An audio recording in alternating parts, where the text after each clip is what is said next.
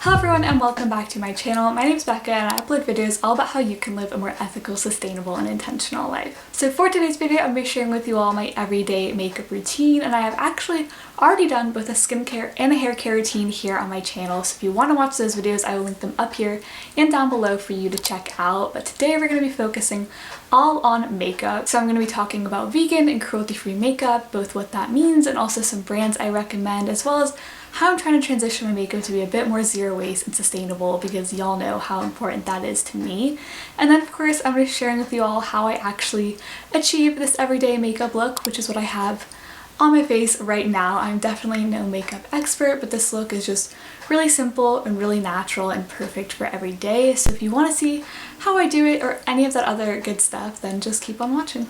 So this is my setup for doing my makeup. Obviously nothing fancy. I just sit right here on the floor and then I can easily grab all of my products from right over here. This is the container I have that stores all of my makeup. I think my mom got this for me years ago. I'm not even sure where from. But if you are looking for one and you're trying to get one secondhand, I feel like Facebook Marketplace would probably be your best bet, but this is definitely like a difficult thing to find secondhand, so I think it's pretty understandable if you were to buy one new. And then I just have this little container which used to have a plant in it. My friend gave it to me, but now I'm using it as a holder for my makeup brushes. It would be so easy to thrift something like this. You know, like a pencil cup, even like a small vase could easily work, or you could even just upcycle like a glass jar. Really anything could work, and obviously I just use this to store all of my makeup brushes. I know that in comparison to many other people's collections, mine is quite small, but I think for me personally it still feels kind of big just because this isn't stuff that I use on a really regular basis. I really only do my makeup like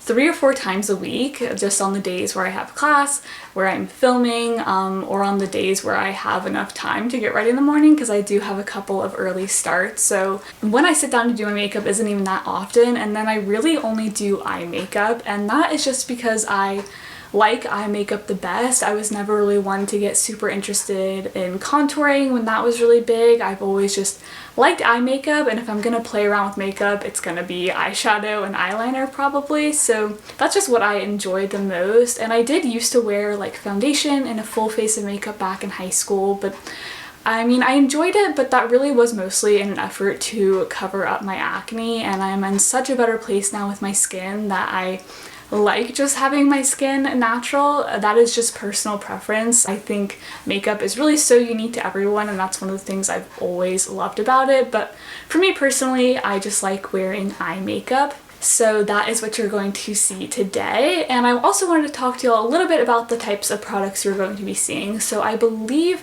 everything I'm going to show you is cruelty-free, and most of it should be vegan as well. I think a lot of people might not know this about me, but cruelty-free beauty was actually the very first thing I got into, and it was from there that I got interested in plant-based living, low waste, zero waste, slow fashion, all of that. But cruelty-free beauty was really the catalyst for me, and so that was back in 2013. So I think everything you will see is cruelty-free. And then once I went vegan with my food, I also wanted to veganize other areas of my life, so I started looking for vegan beauty brands as well, which if you don't know, those two terms do not mean the same thing in the beauty world. Cruelty-free just means that it wasn't tested on animals, whereas vegan means that it doesn't use any animal products. So that's something to look out for. There's also different logos that can denote these things that you can keep an eye out for. I will link down below a blog that I found really helpful when I was, trying to determine which brands were these things and which brands weren't. And so since going cruelty-free and vegan with my makeup, I've also gotten interested in zero waste, as you probably know. And so what that looks like for me right now with my makeup is really just using what I already have. And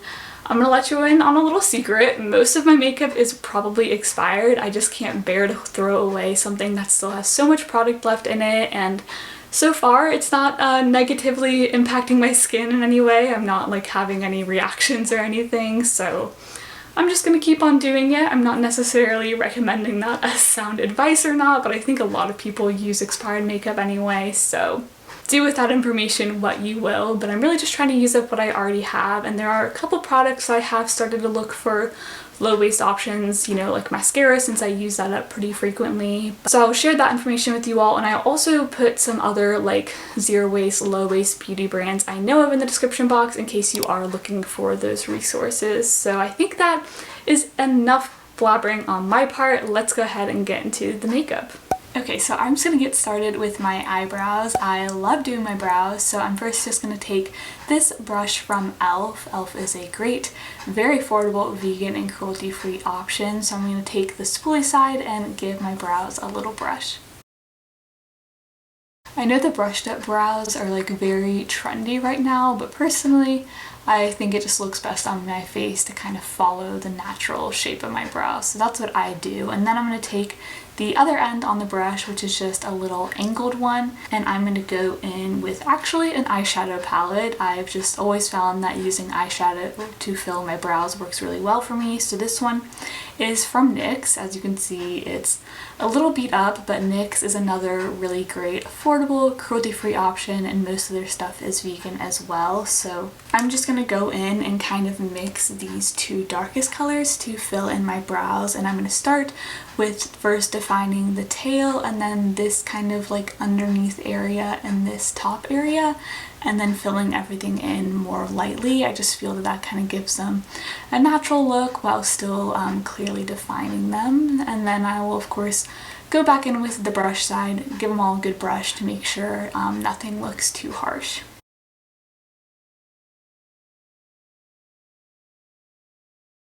So that's pretty much it for my brows, and if you're curious about how I shape them, I actually don't get them done professionally. I just go in with a tweezer myself every week or every couple of days and tweeze them. So that is really all I do for my brows. And now I'm just going to move on to eyeshadow. I'm going to keep things really simple today, just like a very natural, I guess it's technically a smoky eyeshadow because we're gonna put a darker color in the corner, but it's really just a natural makeup look. So again, I'm gonna go in with a couple of e.l.f. brushes, and I think this one here in the middle might be one from Ulta. Again, just brushes I've had. I will give you guys a quick little tip, and that is definitely to clean your makeup brushes. You can just use a little bit of soap and give them a little scrub with some water, and it is so helpful with maintaining your brushes and making sure they can last for a really long time.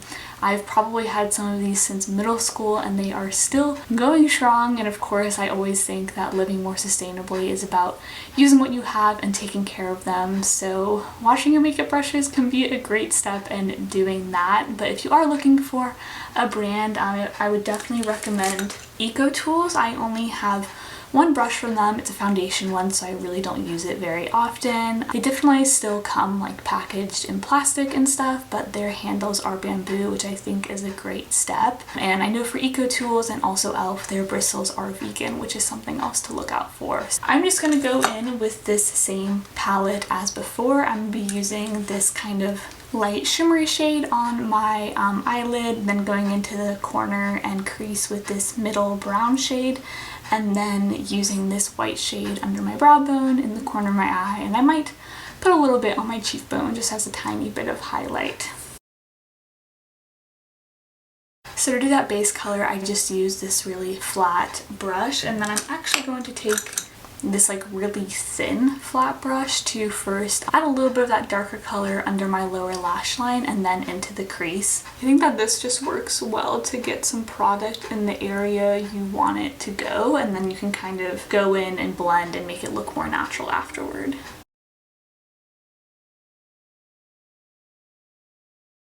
So this obviously looks really crazy, so I'm just going to go in with this more fluffy brush and blend it all out.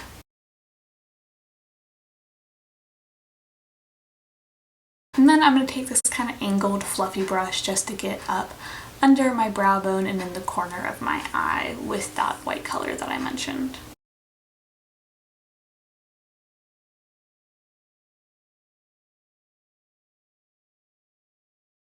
And we'll add a little bit to the cheekbones, because why not? Yeah, please excuse my hair today. My bangs were just not cooperating, and I have to kind of push them out of the way to do my makeup anyway, so you guys are getting a really great hairstyle today. And I'm going to put a mask on later, but we'll just add a tiny little bit as highlight here. I used to love highlighting my Cupid's bow, but I can't really do that much with masks anymore. So that is everything for my eyeshadow, just very natural and subtle. Like I said, this is pretty much my go-to on a daily basis, but I thought I would share with you all a couple of other products I like to use when I want to just change it up a little bit and go for something a little bolder. So the first thing is a lot of times I will just use the pink color in this palette.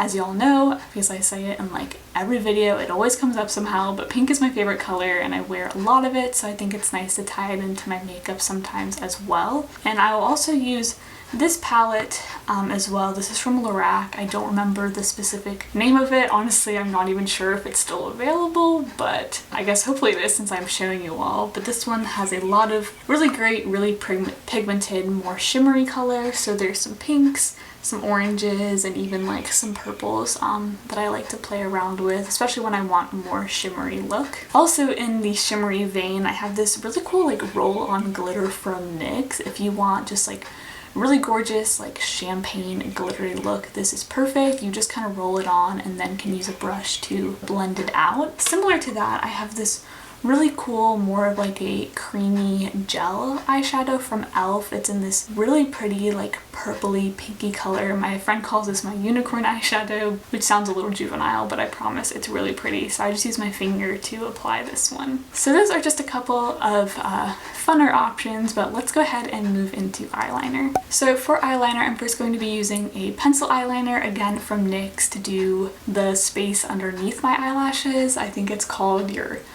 tight line or your tide line. I never really knew which one of those things people were saying, but I'm just going to use this to do that. I think this is a really crucial step, at least in the look I prefer, because it makes your eyelashes look longer since it kind of extends how much black there is around your eye. So I'm gonna do this real quick. This one's also nice because it's just a twist up, so it's really easy to use. You don't have to deal with sharpening it or anything like that. Okay, now that I am sufficiently tearing up, we're gonna move on to mascara. So this is one of the few products that I have actually used up because I wear mascara, you know, the most often, and you know, they dry out, so they actually really do go bad to the point where you can't use them anymore. So I've been looking for other options, and when I first went zero waste and first used up that first tube of mascara, how many times can I say the word first? Oh my gosh. But I wanted something, you know, very zero waste, and so I tried a cake mascara. I think I ordered it maybe off of Etsy from a small company. And if you don't know what a cake mascara is, it's basically like a solid mascara that comes in a metal tin, and you can reuse the little wands that you get with it. So it's very eco-friendly. And so I tried this for a while. I think this was freshman year of college, and it just really did not work well for me. I love a bold mascara, like dark, black, thick lashes. That is my jam, and especially because I actually have trichotillomania. I compulsively pull out my eyelashes, and it's something I've dealt with for a really long time and tried to get better about, but basically I just want to have really nice looking eyelashes, so mascara is, you know, important to me. It's not something I'm really willing to sacrifice on, which again, I think is totally okay. I think zero waste and sustainability is all about making it work for your life, and mascara is kind of a tricky area for me. So I tried that cake mascara and it would just rub off. It didn't give me the look I was going for, and I could have tried other ones, but I just really didn't want to spend more money on products that probably weren't gonna work. So I decided to get the mascara from Lush instead. This is their Eyes Right mascara. I think I've talked about it on my channel before. Obviously, it does come in plastic, but I really appreciate that Lush recycles their plastic and then uses that recycled plastic in their products, which is so important to completing that cycle. So this is what I use. I think it's about $20, which isn't super inexpensive, but also not super expensive either. So I think it's at a pretty good price point. And of course, it is both vegan and cruelty-free, and also uses a lot of natural ingredients, which I like. So I'm going to go ahead and pop a coat of these onto my eyelashes.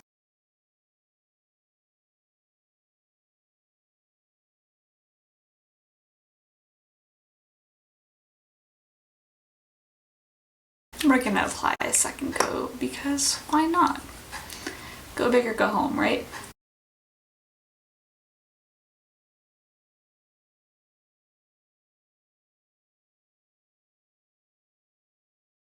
Okay, so I just finished up my second coat of mascara on my top eyelashes. I still have to do the bottom, but I'm going to go ahead and curl my eyelashes. And I know you usually do this before you put on mascara if you use a traditional curler, but I actually use a heated one. So it just looks like this. As you can see, it's like has a red light because it's turned on. I just put it on to the lowest setting, and basically this part heats up and you use it to curl your eyelashes. It sounds kind of scary, but it's actually really easy to use and it works really well. And this was something I got off of Amazon for Christmas. Obviously, I am not the biggest fan of Amazon, but I think it's okay to use, and definitely go through Amazon Smile if you can, so that part of your purchase can go to a charity of your choice. I think that's a great way to make shopping on Amazon just a little bit better. But again, this is something I really wanted just to make my eyelashes look better, and it was a purchase I really thought about and really considered before asking my parents to get it for me for Christmas, and I'm really liking it. So I will link this down below if you are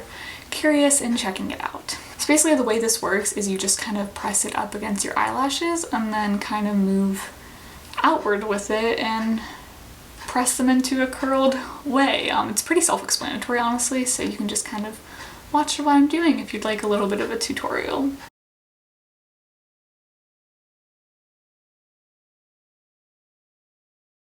Alright, now I'm just going to finish up my mascara by doing my lower eyelashes, and I might add another little coat to the top on top of the curl, but we'll see how I'm feeling.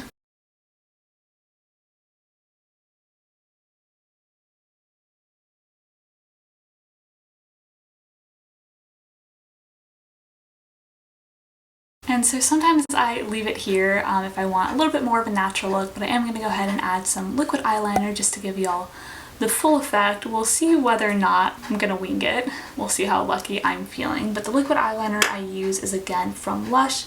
This is called Independent. It just comes in a little glass vial, which I really like. And I wonder if they do just refills of the bottom so you don't have to buy the top. That would be pretty cool. I'll have to look into that. Again, kind of around the same price point as the mascara, in that like $15–20 range, but this works really great. Mine had started to dry up, and I just added a couple of drops of contact solution, which worked really well. So that's another little tip for you all.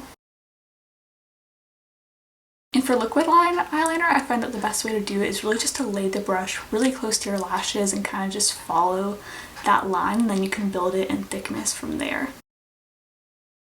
So I finished up my eyeliner off camera because my battery actually died, and regardless, liquid eyeliner, especially doing a wing, was not going to happen on camera anyway. I get super close to the mirror when I do that, so I thought it was best just to finish that up off camera. But I am done. I did some wings, like I said. They're a little bit uneven, but that's just kind of the name of the game usually. So on most days, this is kind of where I would end it, since with wearing a mask and everything, it's kind of difficult to wear lip products and not really worth it because no one's going to see it anyway. But I thought I would pop one on just for y'all so you can see it in the video, and hopefully this is what we're going to be able to do very soon. For today, I'm just going to pop on this little lip gloss from Ciate. It's just like a sparkly strawberry color. It just felt very spring and summery and appropriate for today.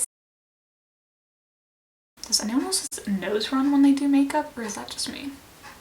Like, what is the science behind that? Does anyone know?